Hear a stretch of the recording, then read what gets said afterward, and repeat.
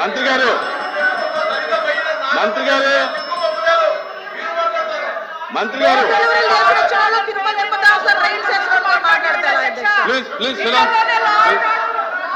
Please close చేయండి please please ఎలా మాట్లాడమంటారు అధ్యక్ష? క్లోజ్ చేయండి.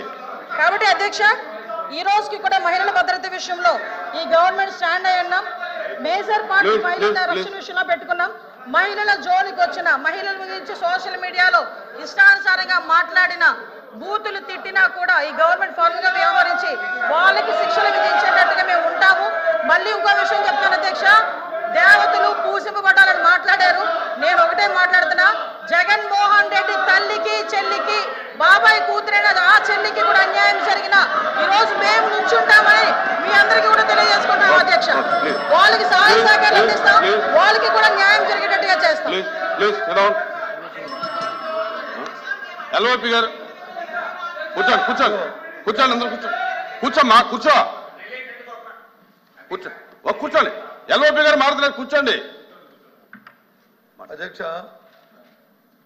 ఒక సున్నితమైన ప్రశ్న. ఈ ప్రశ్న మా ఇక్కడ ఈ హౌస్లో ఉన్న 50 మంది గురించే కాదు, ఈ రాష్ట్రంలో ఉన్న 5 లక్షల మంది ప్రజలు కూడా దీని గురించి చూస్తున్నారు.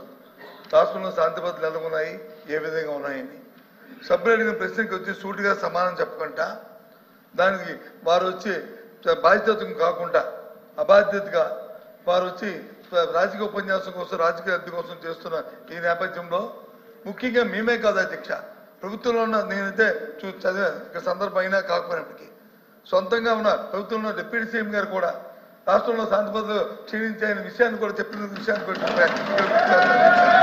ఈ నేపథ్యంలో ఈ ప్రశ్నకు సరైన సమాధానాన్ని ప్రభుత్వం రాకుండా దాన్ని రాజకీయం చేయాలనే ఉద్దేశంతో కూర్చోమ్మా రాజకీయం చేయాలనే ఉద్దేశంతో వారు ఇచ్చిన సమాధానానికి నిరసనగా మేము వచ్చి ఈ ప్రశ్నకి వాకౌట్ చేస్తాం అధ్యక్ష. సభలో వాస్తవాలు వినే ఓపిక లేక వాకౌట్ చేస్తున్నారు. సభలో వాళ్ళు చేసే దౌర్భాగ్యాలు వినే ఓపిక లేక సహించలేక వాకౌట్ చేస్తున్నారు. నిజంగా దమ్ముంటే నుంచోమనండి, ఆయన అడిగిన దానికి సమాధానం చెప్తా నేను. మేడం కూర్చోమనండి సార్, మేము సమాధానం చెప్తాము. వెళ్ళిపోతామని మాట్లాడడం ఏంటి సార్? ఇప్పుడు అనాలి షేమ్ అని. మేడం మీరు 1 మినిట్ మీరు బాధ్యత గల మంత్రి అయి ఉండి దమ్ము ధైర్యం అనేది మాట్లాడటం కరెక్ట్ కాదు. దమ్ము ఏంటి ఇదేనా? Please Sriram sir. యనమల రామకృష్ణ గారు.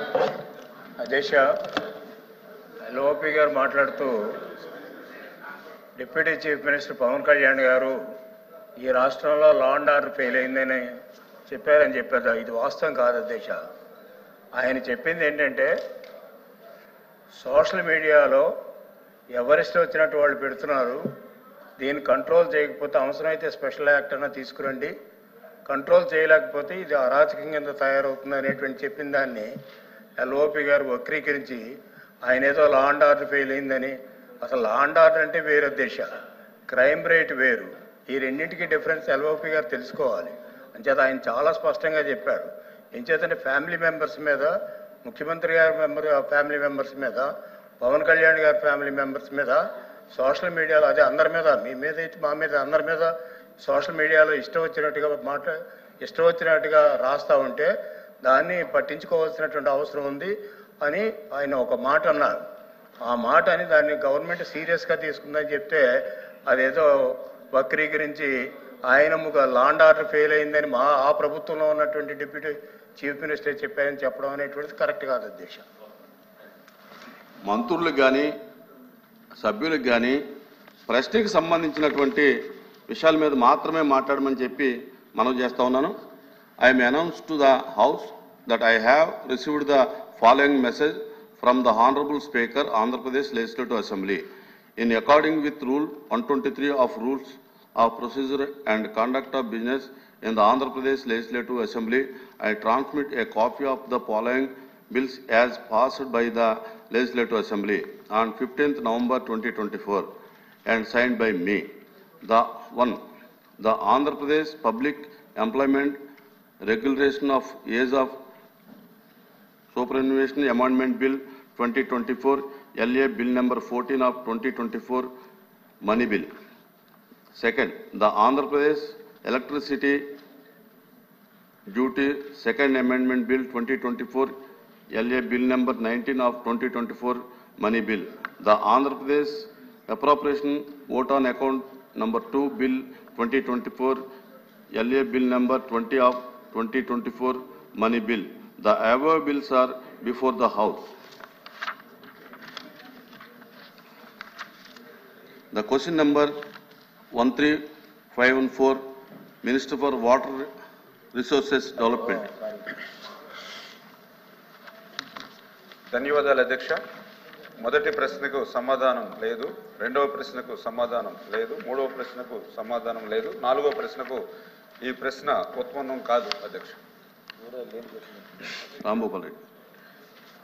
కర్నూలు జిల్లాలో కృష్ణానది పైన సిద్ధేశ్వరం అలుగు నిర్మించాలనేది దశాబ్దాల కాల అధ్యక్ష. దాదాపు మనకు స్వాతంత్రం రానప్పుడు కూడా రాకముందే బ్రిటిష్ వాళ్ళు కృష్ణ పెన్నార్ ప్రాజెక్టులో భాగంగా సిద్ధేశ్వరం దగ్గర అలుగు నిర్మించేసి కృష్ణానది జిల్లాను రాయలసీమకు, నెల్లూరు, ప్రకాశం జిల్లా వరకు పంపించాలనేది ఆ రోజు ఆలోచన.